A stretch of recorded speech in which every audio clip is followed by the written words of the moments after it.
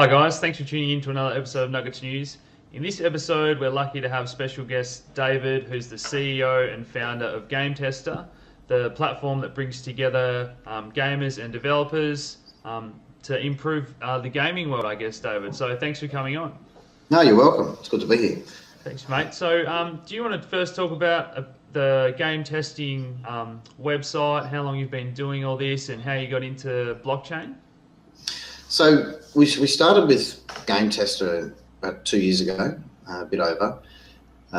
Went through about 12 months of development of the platform. So middle of last year, we kicked off in terms of marketing and bringing on the first batch of testers to start working with the platform with live users, actually doing real tests for real games companies.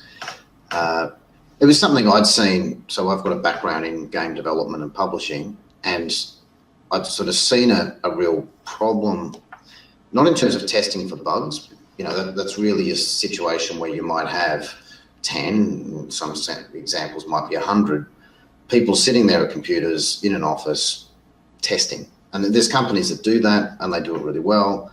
But what we found was that you can make a game bug-free, doesn't mean the game's any good.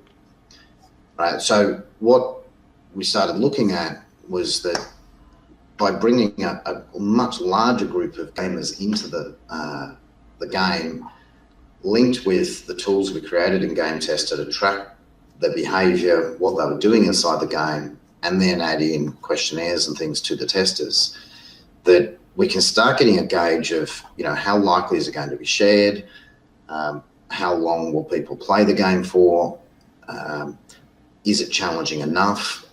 You know, there's a whole lot of things as a game developer that we're really pushed to try and get. It's like this fine balance so that when a game gets it just right, you think of the examples of a Minecraft, you know, some of Supercell's games and things, that the potential for growth is just beyond imagining. You know, it's just suddenly it can go from zero to $1 billion company overnight for a games company that can really hit it out of the ballpark. And so much of what makes a game just right is very, very minor differences. Right? So you can look at a lot of games that are out there that do pretty well, and they might make $40 million, and something else that does incredibly well and makes billions. And you sort of go, they seem like much the same game, but what's that? You know, what made one make $1 billion and one possibly not make any money? And, you know, I suppose there's things that the games company can do in-house as far as their graphics and decide if that's any good, but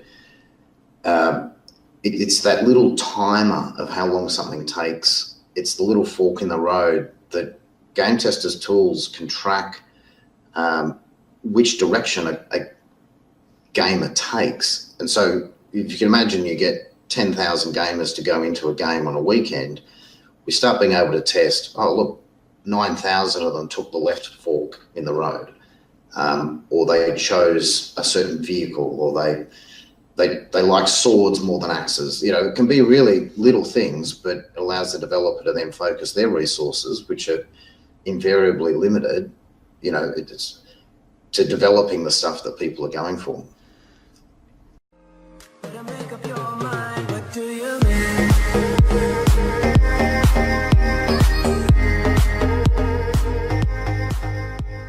So you're really trying to pull out the data and the demographics of who's doing what to improve that overall gaming experience for the players.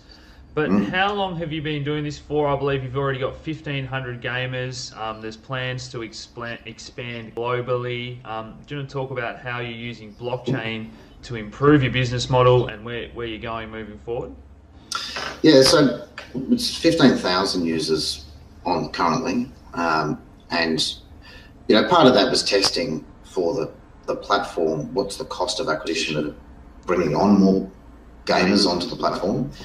That we found it to be, you know, extremely viable as far as the message of come and earn crypto coins, you know, by testing games is extremely attractive. Yeah. You know, no great surprise, I'm sure, to your viewers on that.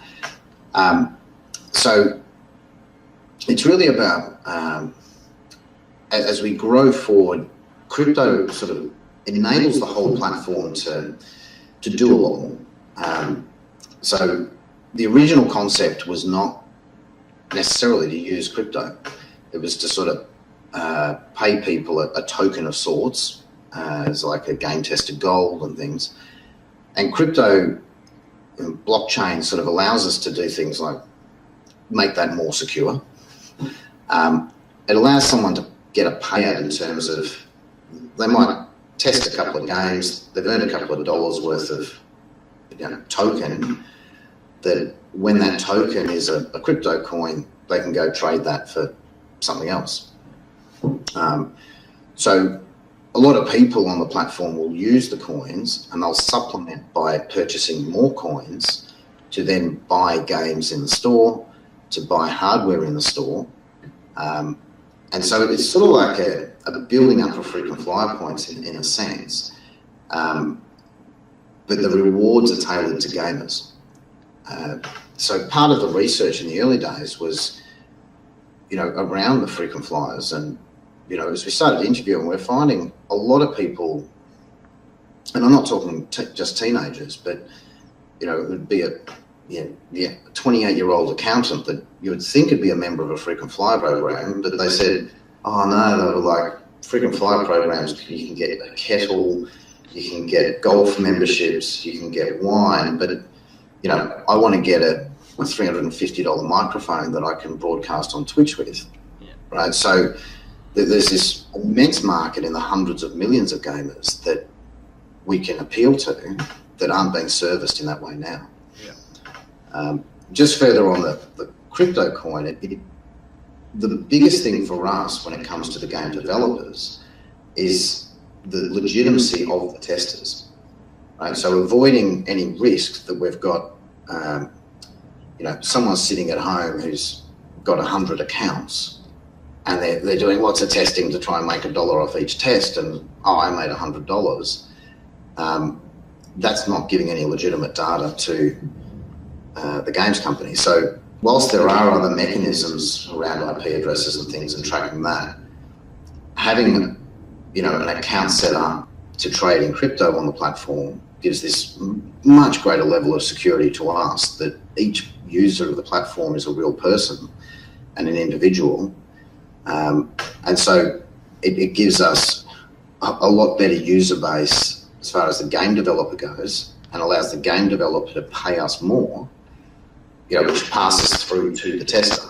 Yeah. So it's going to be a currency for your entire platform and website, for hardware as well as in-game software.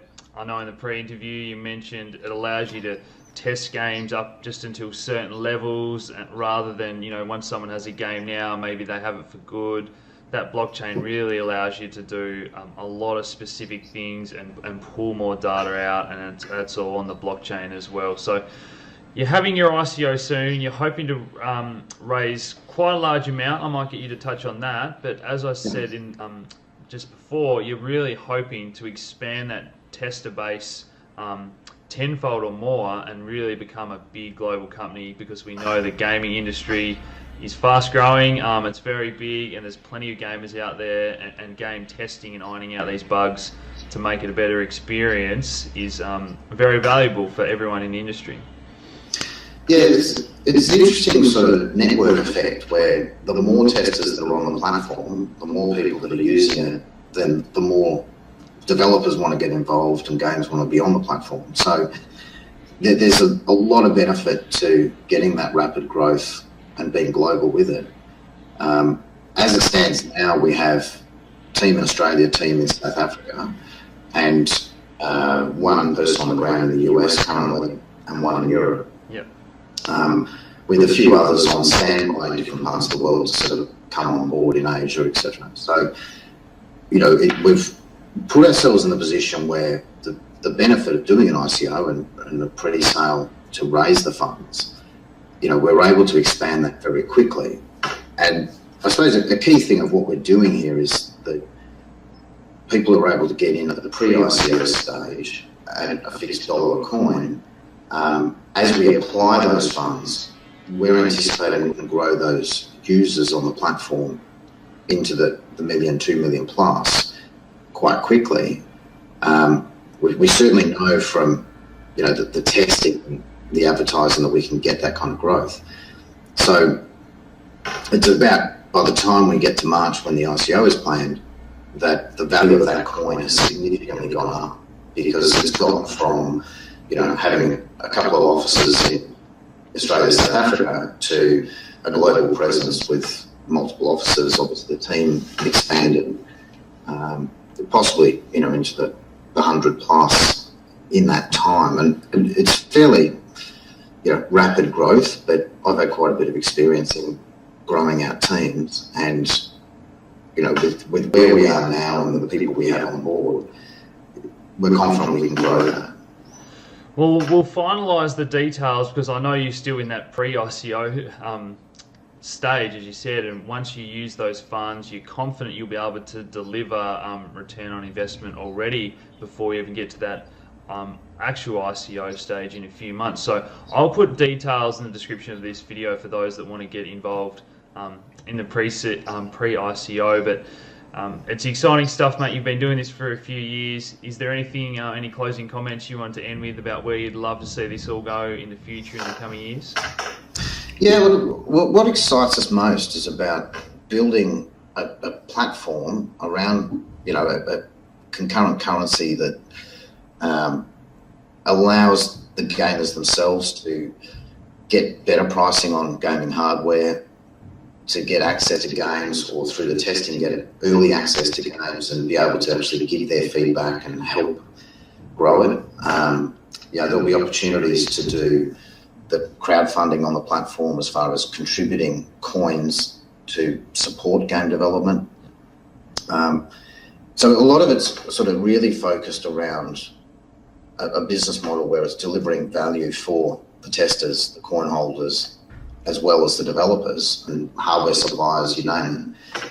And that, flows on to running events around the world and things that people can meet and travel and, yeah. Cool. Well, All right. appreciate your time.